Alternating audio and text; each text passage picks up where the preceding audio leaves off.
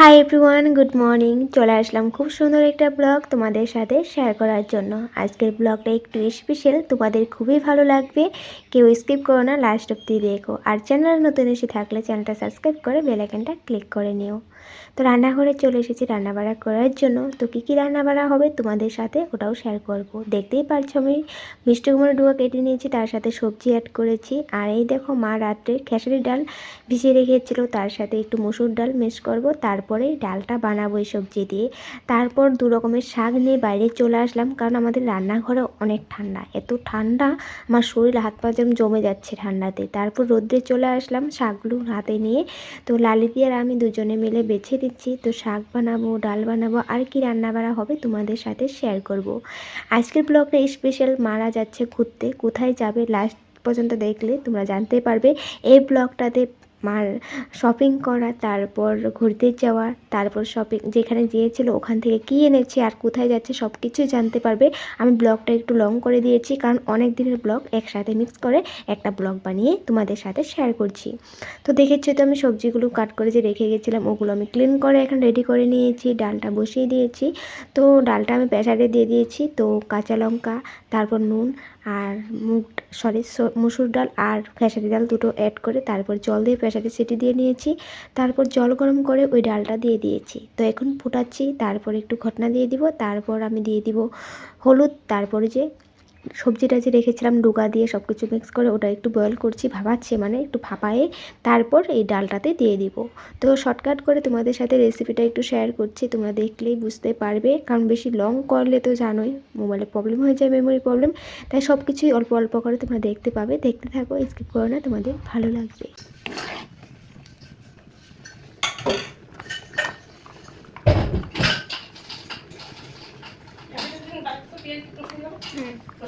হ্যাঁ,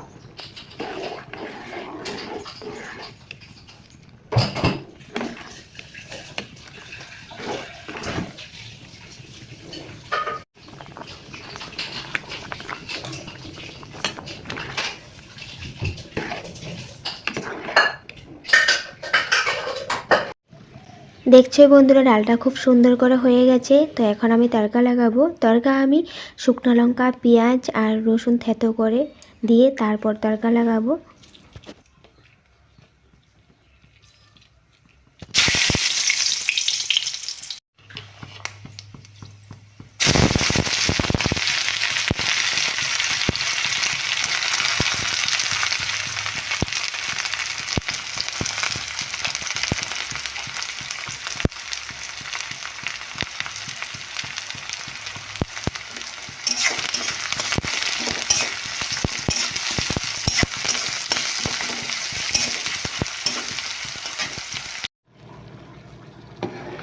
সম্পূর্ণ ডাল কড়াইতে আটবে না বলে আমি অল্প ডাল পুরন মানে দিয়ে তড়কা লাগিয়ে তারপর ওই ডালটা আবার দেখছি ডালের সাথে মিক্স করে দিয়েছি। তো এখন আমি একটু উতলাচ্ছি, দেখছোই তো। আর সাথে না একটু বুট ছিল, আমি যখন ডালটা মানে সিটি দিয়েছিলাম তখন অল্প ঘরে বুট ছিল, কাঁচা বুট, ওই বুটটাও দিয়ে দিয়েছিলাম, তাই বুট দেখতে পেয়েছো। এখন দেখো আমি দুভাগে রেখেছি ডালটা, কারণ রাত্রের জন্য আলাদা করে রেখেছি, ওটাতে এখন ধনেপাতা দিব না। আর যেটা দুপুরে খাওয়া হবে ওটাতে আমি ধনেপাতা দিয়েছি। তারপর শাক যে বেঁচেছিলাম ওটাও ক্লিন করে রেডি করে কাট করে নিলাম। এই দেখো এখন আমি শাক রেসিপিটা তোমাদের সাথে অল্প করে শেয়ার করছি।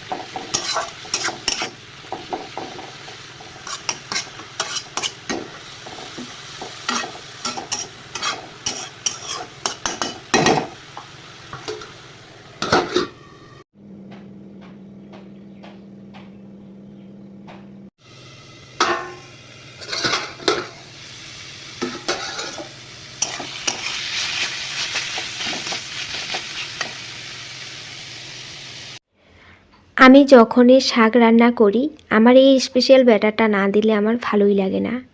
এই ব্যাটারটা তোমরা চালের গুঁড়ো দিতে পারো, ময়দা দিয়েও দিতে পারো, আটা দিয়েও দিতে পারো। আমি কিন্তু আটা দিয়েই দিই।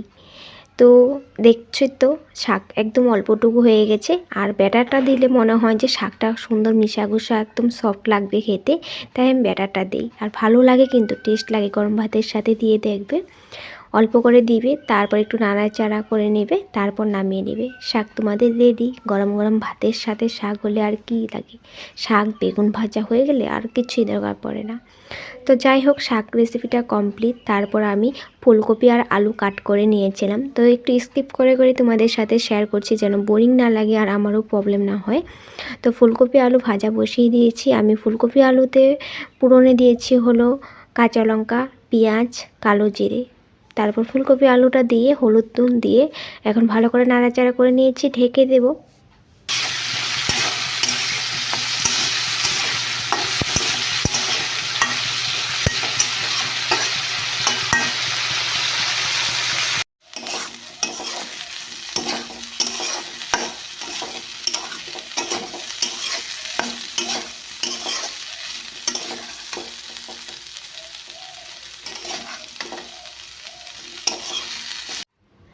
রান্নাবাড়া কমপ্লিট হয়ে যাওয়ার পর আমি আবার ফ্রেশ হয়ে যাই। ফ্রেশ হয়ে এসে দেখি ঠাকুর ঘরে মা ঠাকুর পুজো দিয়ে গেছে। তো প্রসাদের বাটাটা নামায়নি, তো মা মার্কেট গেছে শপিং করার জন্য, কারণ ঘুরতে যাবে বলে কথা। তাই তো উৎপাত করে গেছে, তাই বাটা নামায়নি। তো ভাবলাম আমি নামিয়ে নিই, ওই মোমেন্টটাও তোমাদের সাথে একটু শেয়ার করলাম। এই ছোটোখাটো মোমেন্টগুলো কিন্তু অনেক স্পেশাল, খুবই ভালো লাগে। তারপর আমি আবার প্রসাদ দেখাচ্ছি। এখন দেখছো তো আজ ছিল মঙ্গলবার, তো মঙ্গলবার বলে দাদা আবার হনুমান মন্দিরে গিয়েছিল, পুজো দিয়েছে, তো আমার জন্য প্রসাদ রেখেছে। তো ওই প্রসাদটা এখন নিয়েছি, একটু নমস্কার দিয়ে প্রসাদ খেয়ে নিই। তো ওটাও তোমাদের সাথে একটু শেয়ার করে দিলাম।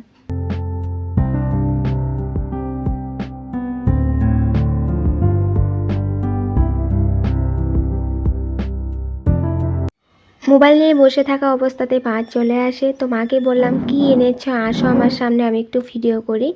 তারপর বলছে যে এই ব্যাগটা আমি কাঁধে করে নিয়ে যাব। তো আমরা বলছি ট্রলি তো আছে, ট্রলিও নিয়ে যেতে পারো।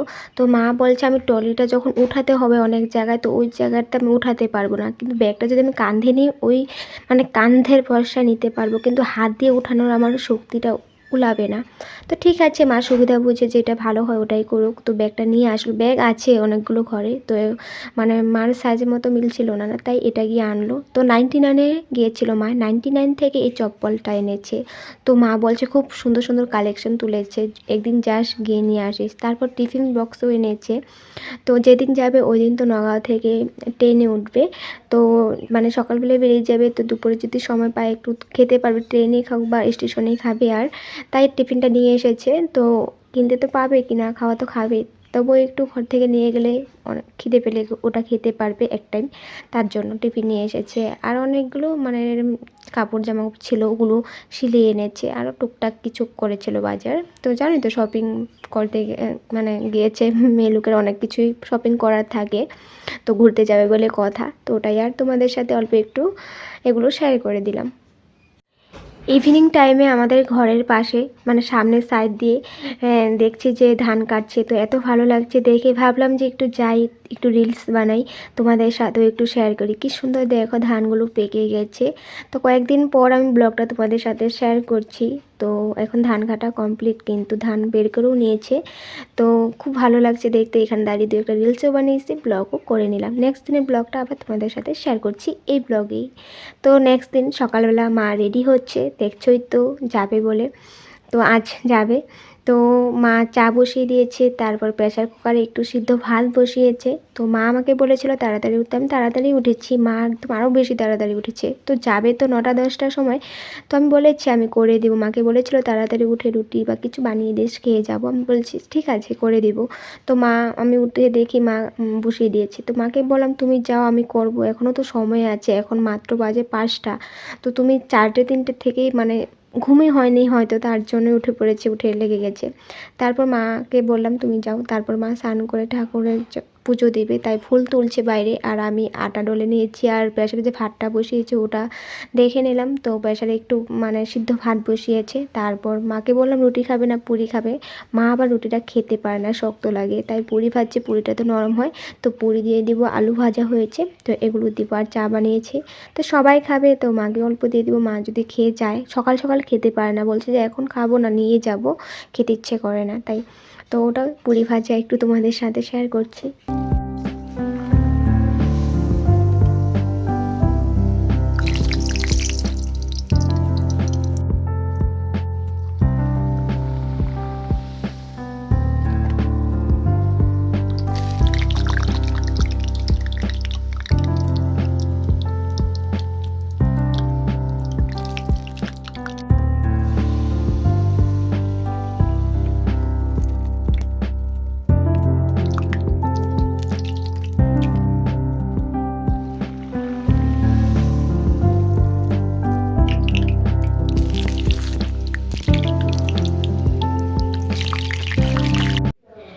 পুরি ভাজা কমপ্লিট হয়ে যাওয়ার পর সবাইকে চা দিয়ে দেই, মা ঠাকুর সভা দিয়ে আসে, তারপর মাকে দিই চা পুরি।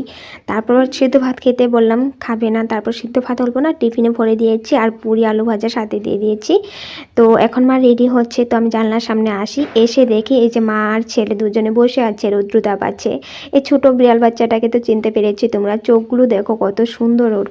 তো এই বিড়ালটাই কিন্তু ওই যে আঠাতে লেগে গেছিলো, যে ভিডিওটা তোমাদের সাথে শেয়ার করেছিলাম, আঠাতে লেগে গেছে। আর মাটা এটাই যে আরও ছোটো ছোটো বাচ্চাগুলোতে যত্ন করলো না, যার জন্য মরে গেছে। তো এখন রুদ্রতা পাচ্ছে। তো যাই হোক, সবগুলো বাচ্চা তো মরে গেছে, এটাই একটু বড় হয়েছে, তো এটাকে নিয়েই থাকে। তো এখন সবাই রেডি, সবাই বেরিয়ে যাবে, তো বেরিয়ে আসলো আমার মা, আমার মেজো জেঠিমণি আর আমার মামি। আমার মামি আমার জেঠিমণির নিজের বোন, তো আমার সম্পর্কে আবার নিজের মামিও হয়। তো তিনজনে যাচ্ছে, আরও যাবে মানুষ। তো আমার বান্ধবীর মা বাবাও যাবে, আরও 2-3 জন মানুষ আসবে আমাদের মানে মেন রোড ওদিকে থাকে, তো একটু দূরে থাকে, তারাও যাবে। তো আসবে গাড়ি নিয়ে, তারা এখানে আসবে আমাদের এখানে, এখান দিয়ে চলে যাবে। তো নগাঁও থেকে উঠবে, নগাঁও ট্রেন ধরবে, 11টার ট্রেন। তো এখন যাচ্ছে। তো আশা করি সবাই সুস্থভাবে যাবে, সুস্থভাবেই আসবে। তো যাচ্ছে তো বিহার ঠাকুরবাড়ির মন্দিরে, অনুকূলচন্দ্রের মন্দিরে। মার খুব স্বপ্ন ছিল, ইচ্ছে ছিল। তো যাই হোক, ওই ইচ্ছেটা, স্বপ্নটা আজ পূরণ হচ্ছে। পূরণ তখনই হবে যখন মন্দিরে গিয়ে মানে প্রবেশ করবে, মন্দিরে যেতে পারবে। তো যাই হোক, সবাই যেন সুস্থভাবে আসতে পারে, সুস্থভাবে মন্দির দর্শন করতে পারে। তো বেডিংপত্র সব এখানে রেডি। আর বেডিংপত্র এত কিছু হয়েছে কারণ হলো ঠান্ডার দিন, জানো তো কত কিছু লাগবে। তো আমার বান্ধবীর মা বাবাকেও দেখলে, তো গাড়ি নিয়েও চলে আসলো, অল্প টাইম কথাবার্তা বললাম, সবাইকে একটু ভিডিও করে নিলাম, পিকচার তুলে নিলাম। এখন সবাই গাড়িতে বেডিংপত্র তুলে যাচ্ছে।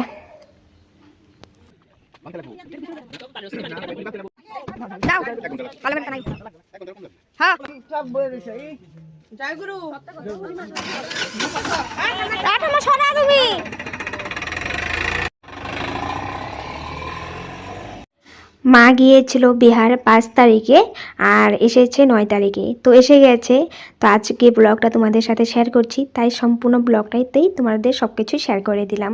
তো ঠাকুরবাড়ি থেকে মন্দিরের ওখান থেকে মানে ফটো এনেছে, তারপর 2-3টে মালা এনেছে, মানে চিহ্ন স্বরূপ এনেছে, সবাইকে টুকটাক দেবে আর প্রসাদের সাথে। আর ওখানে পিকচার ক্লিক করেছিল, অন্য জায়গাতেও ঘুরতে গিয়েছিল, ওখান থেকে মঙ্গলসূত্র একটা এনেছে। তো ওটাই। তারপরে যে করতালটা এনেছে আর 2-3টে চাদর এনেছে, বাবার জন্য একটা, মার জন্য।